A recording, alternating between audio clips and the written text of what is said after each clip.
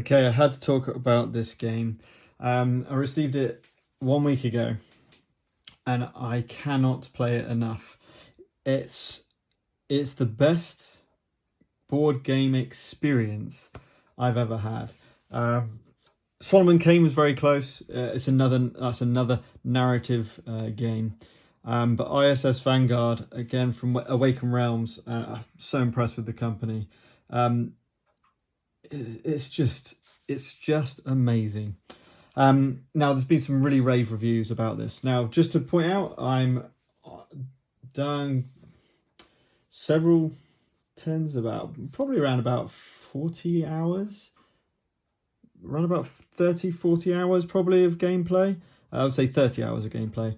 I'm on objective 6. So I've played through a bit of it. I've not completed the game, so that is a caveat. But what I've been playing so far is just phenomenal.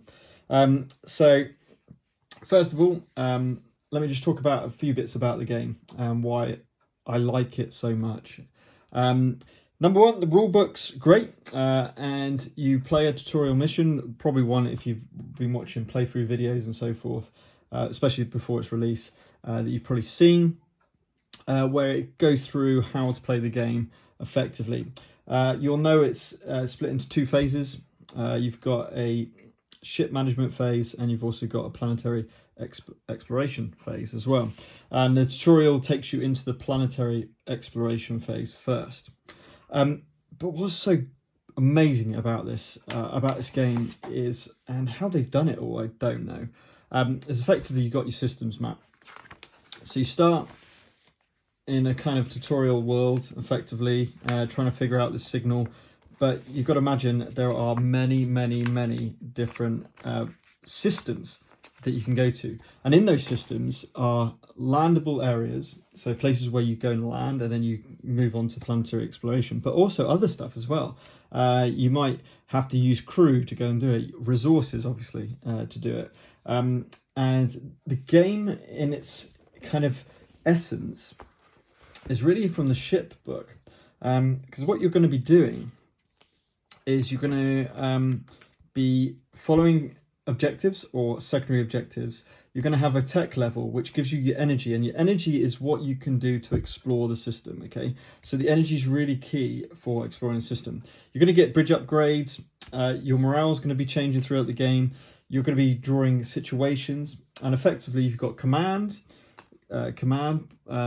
resources, energy resources, and success pools. That's your 3 resources in the game, effectively. That's all you're dealing with. Everything else is done through the cards. And what you're going to be doing is you're going to be starting your ship phase, and the best way to think of it is you are deciding where you want to go next. Okay, so your first thing is going to the star map and deciding where you're going to go. You look at your current system, decide if you want to explore a bit where you are, or if you want to go to an outbound system, and then you can keep exploring. It just feels so good for something, and that's what the beauty of this game is. I actually feel the beauty of this game is where the mechanics lie, to really enable you to explore the narrative.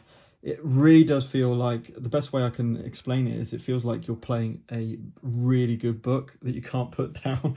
That's how I would probably explain ISS Vanguard. The story's fantastic. The premise of the story, I'm not going to explore anything, of course, but there's twists and turns. Stuff is going to happen. It really does feel like a really great book or film that you're in control and making really difficult choices of.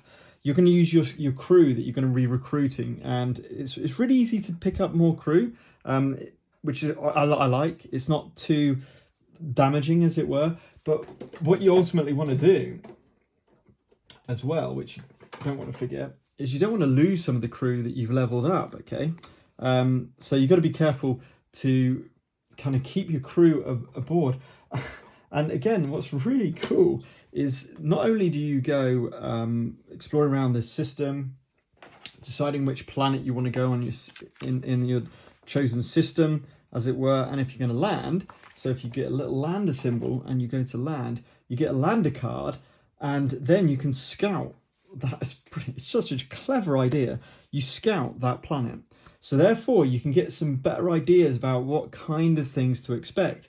What are your best possible, what your most frequent checks, what types of checks they're going to be, what biomes are going to be available, what the atmosphere is going to be like. So when you're going to land your vehicle, there's a whole landing mechanic as well.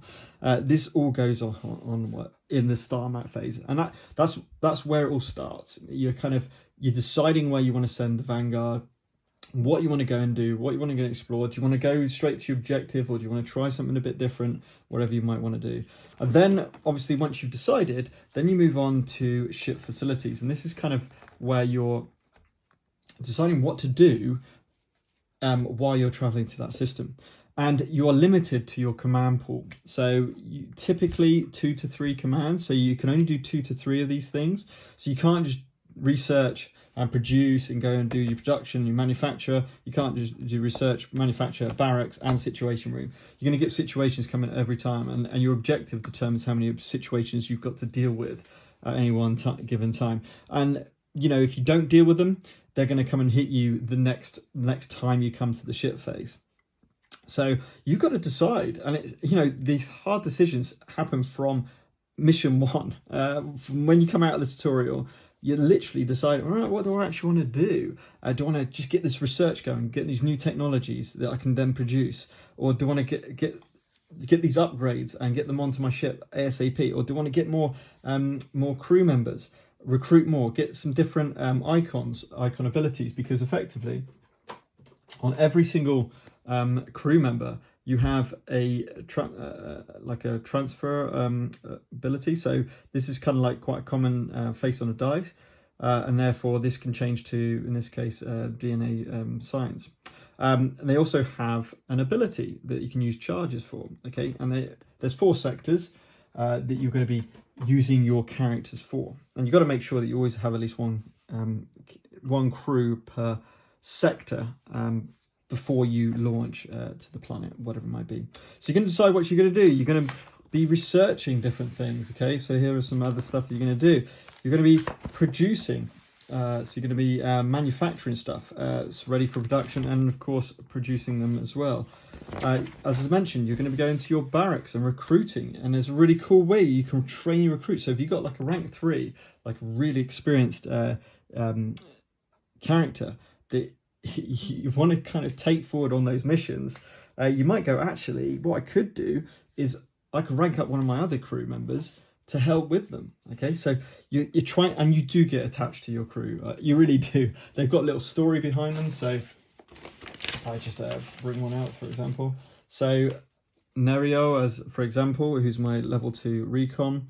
Okay, on the back it tells you their name, what their expertise is, which is linked to this, of course, and then a little bit about what they are. So you kind of, every single crew, and there's like 60 of them, I think, you get to remember and know. So you can recruit, and then you can draft new recruits. So you're basically going to get 1 new recruit, level 1 recruit per sector. So you're going to get 4 new recruits every time you do one of these barracks actions. Situation room, dealing with those situations which will be coming out very quickly to you all the time. Awesome. And then effectively, once you're at different actions, and then you go back and then you get ready to land onto the planet. There are different landers. So you're going to be getting, you're going to be upgrading landers. You're going to be getting lander mods you can put on them. You're going to have different landers, which will have different supplies and all the rest of it. So you've got to decide by scouting the planets, really, which lander to take if you have a choice. Okay. And then there's a whole phase of preparing for the mission, deciding on who you're going to be taking, and depends on player count. So each sector has one of these handy little boxes. There's science and there's recon, for example. You'll have section cards, which are quite Awaken Realms style. So you've got your rank that you can use them for, 1 or 2 or 3. And then effectively they have actions which you can do when it says to do them. A lot of them are re-rolling dice, but also you have special actions that you can use die onto to give you like these bonus actions. So some really cool card mechanics. That's how they the planetary exploration works. But of course, it's all dice driven. So you're going to be picking up dice, and once you can level up your characters, once they've gone on a planetary exploration, you can. There's rank up cards which you shuffle. So there's different ways that they can rank up during a mission. You just got to get a certain number of successes. And then they rank up, okay, so they go up to level 2, or from level 2 to level 3 if you get enough successes. Then, when you come back to your Vanguard, you have the option to buy dice. So, effectively, you'll start the game with 5 dice, okay, with 5 dice of varying colours for each section. So, it's a bit spread out, it's a bit generic. Then you can spend success tokens. So how well you do on a mission is such great mechanics. How well you do on a mission not only gives you the ability to rank up, but also gives you the ability to buy dice. You can also sell dice as well to gain success tokens back in case you didn't like the dice you've got, whatever it might be. And then effectively what you've got is basically these clear sleeves to put on your crew members. There is death in this game as well, so if your character dies while on mission, you might have to. They may well go to their die and go to memorial wall. Gives you little bonuses. But if I open up the tutorial mission booklet, the planetary exploration looks a bit like this with different points of interest and different things. You'll have your objectives, unique discoveries, global conditions. So all this stuff makes it so it's really unique, and every planet is so different, which I love about it. You're going to have discoveries which you're going to discover leads for. So you get leads and you get like a 20 token bag, and then these leads, most of them are zeros.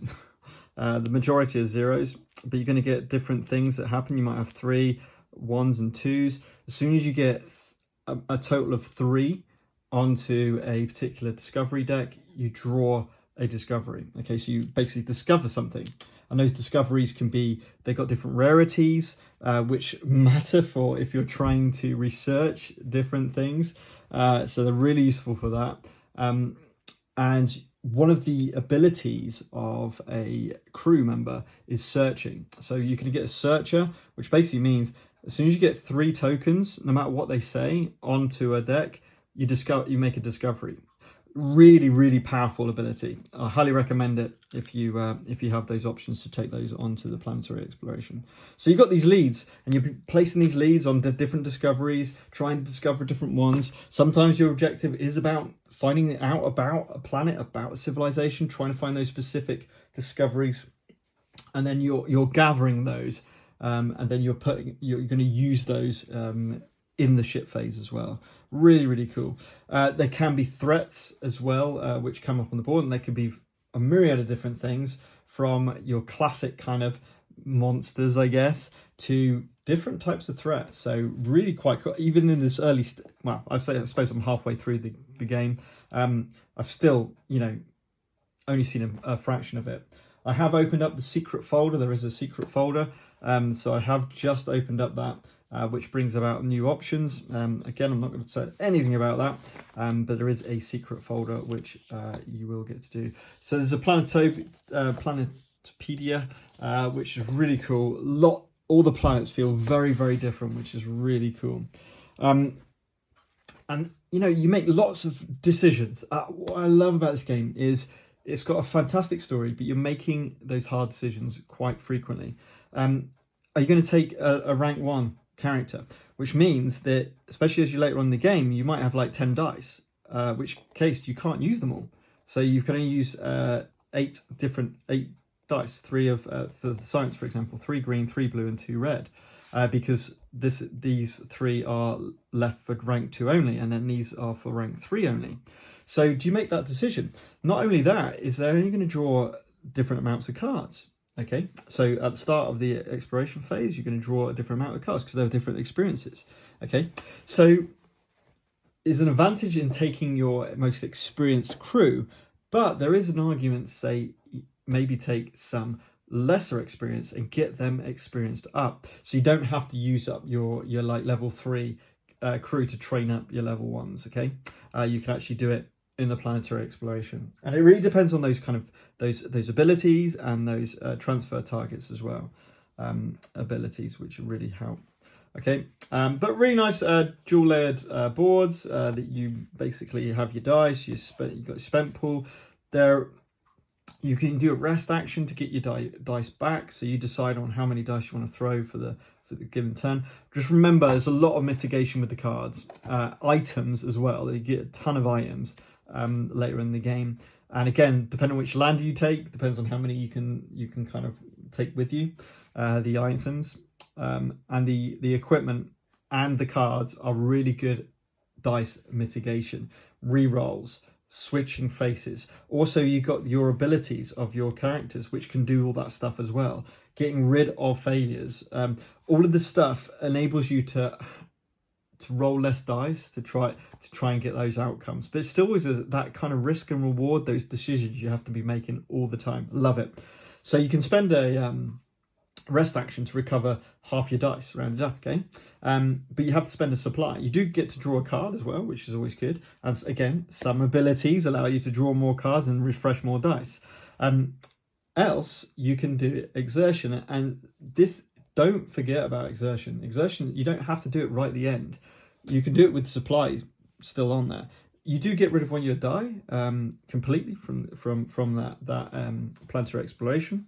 But you get to refresh 5 dice, and most importantly, it is not an action. You only get 2 actions on your turn. So if you're really trying to push for something towards mid game or whatever it might be, mid exploration, then I found this to be a really useful ability. Yes, you are losing dice, but sometimes you don't need those die.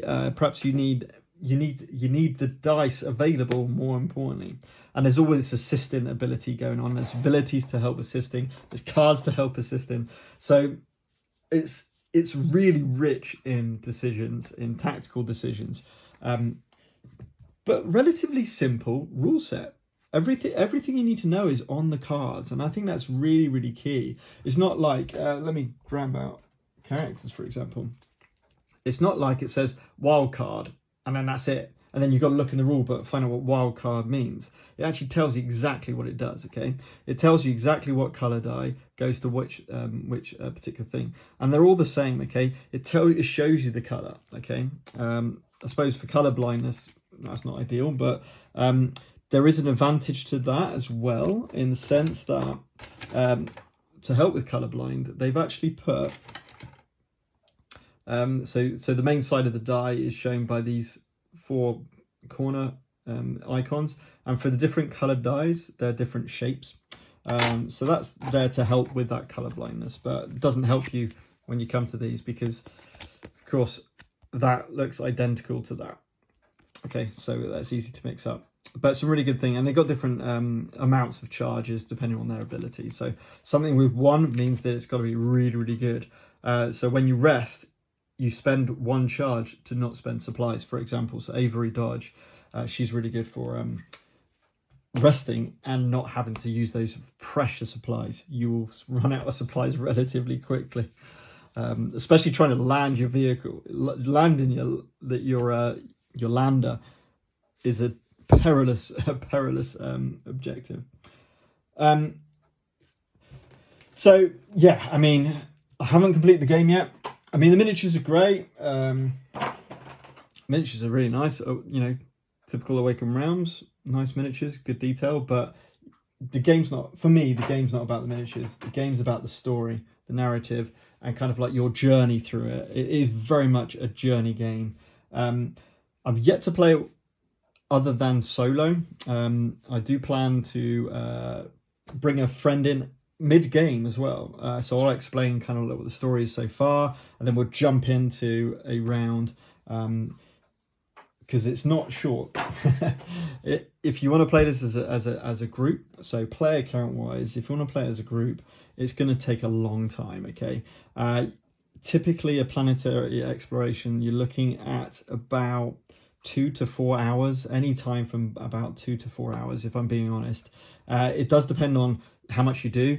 For each of these, there's always a I'm just going to show here, there's always a lift off. So as long as you go to the landing area, you can just lift off. You don't have to complete objectives or anything like that.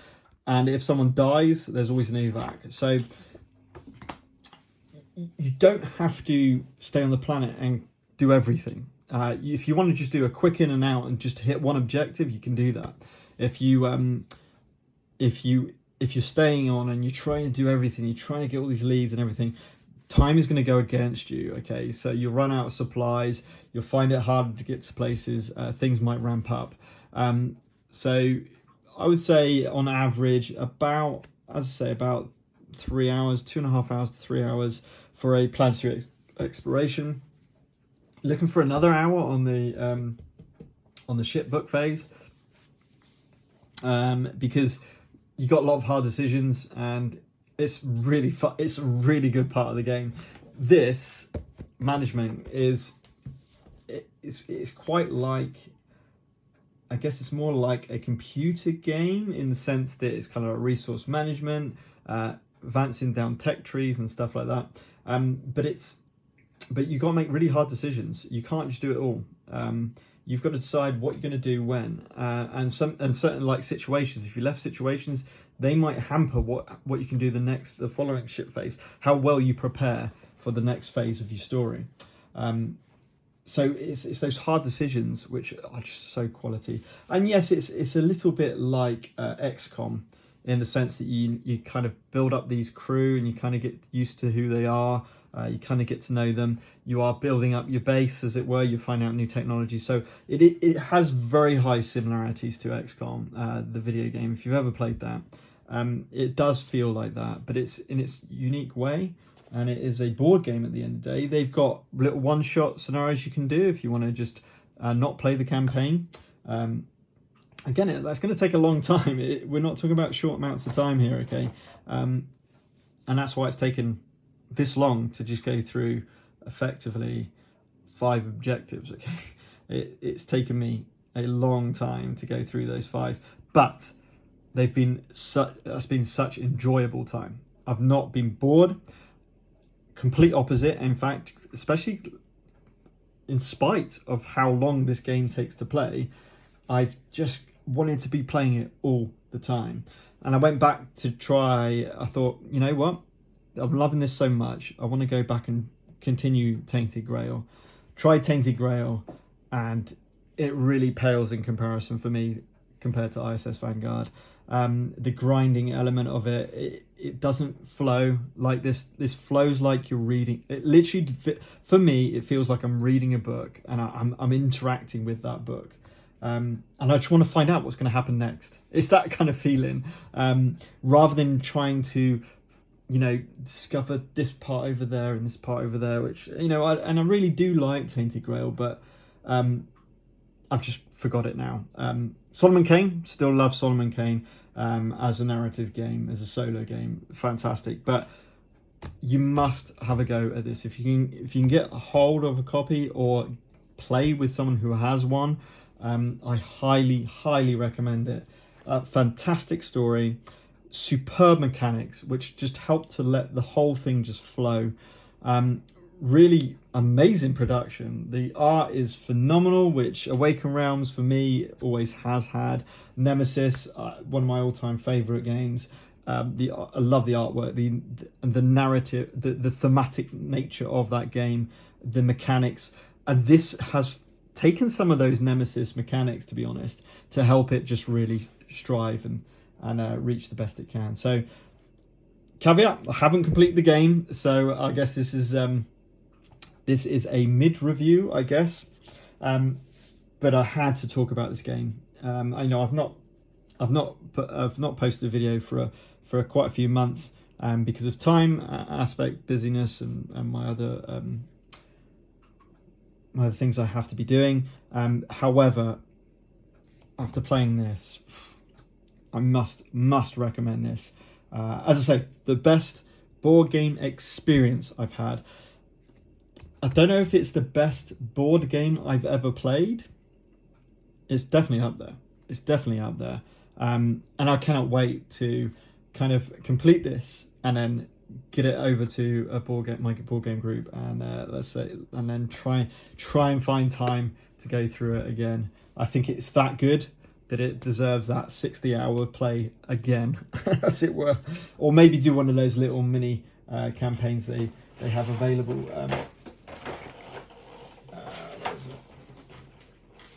Yeah, so you end up with this, the operations book.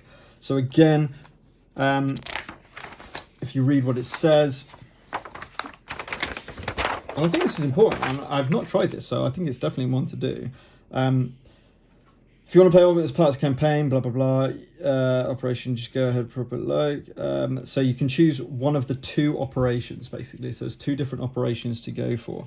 Operation Eternal Sunrise and Operation Lone Wolf. Okay, you got Sunrise, which is 1 to 4 players, take player on a player on the nomadic race, or you got the solo version. Okay, so if you're going to be playing a one-shot with friends, then you're going to be doing Eternal Sunrise. But I think it said it takes a fair amount of time. So again, you're looking at about 4 hours or whatever it might be to play one of those. But, you know, a game session, a 4-hour game session, is not too bad. You know, I certainly would do that. So I'm probably going to do Eternal Sunrise with a game group, just to see how it plays as a one-shot rather than the campaign, whether it falters or whether it still has that rich feeling with it. But literally tons to discover. I've not discovered everything. I've not researched everything. I've not produced everything. That's certainly true. I've had to make decisions and decide where. And as I say, the story is the shining part of this game. That idea, the twists, the turns that you get in a normal book, right?